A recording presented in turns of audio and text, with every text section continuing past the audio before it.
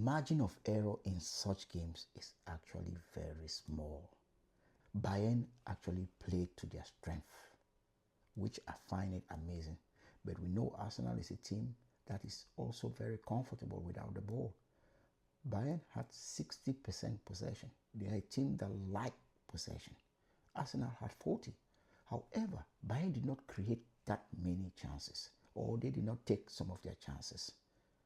Bayern had 2 shots on target, one of which was the goal. Arsenal had 8 shots on target. They scored 3 goals. In the first half, we spoke about that weakness of Bayern when it comes to corner kick. And Arsenal could have scored about 2 goals or 3 goals during corner kicks alone in this game. However, they scored their first goal from a corner kick. Saka put the ball exactly where they wanted. The group of players that ran into traffic and attacked the ball, there was no Bayern player around 3 Arsenal players. Timber is the one who scores, one of the smallest players on the pitch.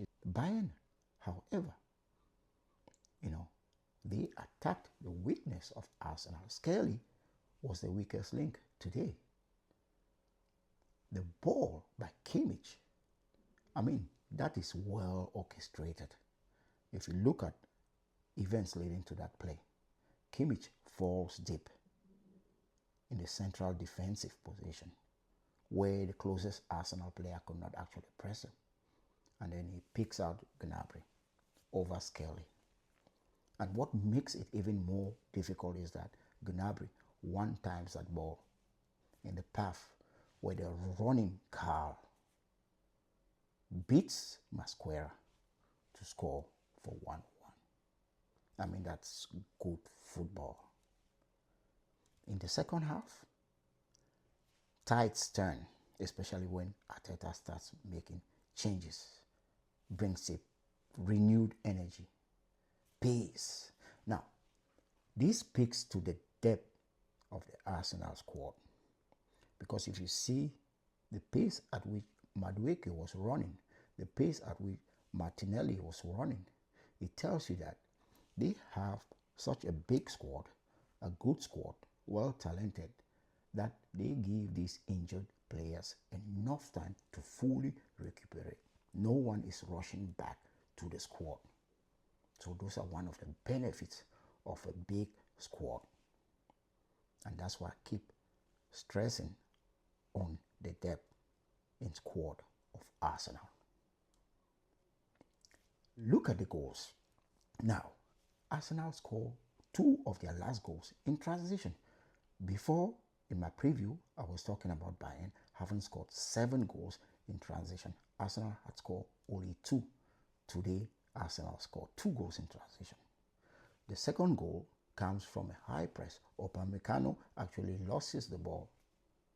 And then Arsenal, Califiori is on his bike, makes that run and delivers for Madueke to score. Coming from the bench, coming from injury. The third goal, is even better.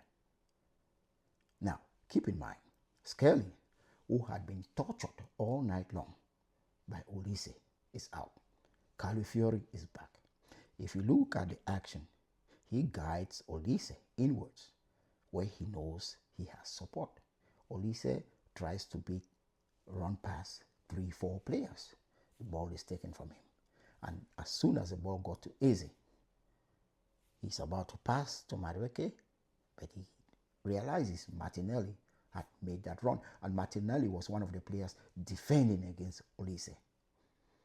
Martinelli made that run from his half. We know the speed he has.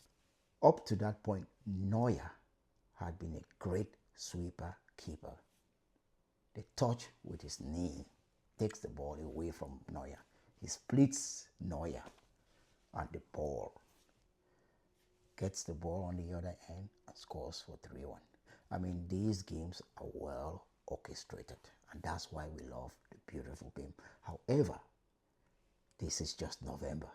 Okay, I hear people already calling, okay, this team looks like a team that will win UEFA Champions League. No, Guys, remember last season what Liverpool did? Of course, Inter Milan went to the finals because they were one of the teams that was doing actually very good. However, it's too early. The UEFA Champions League is not won in November.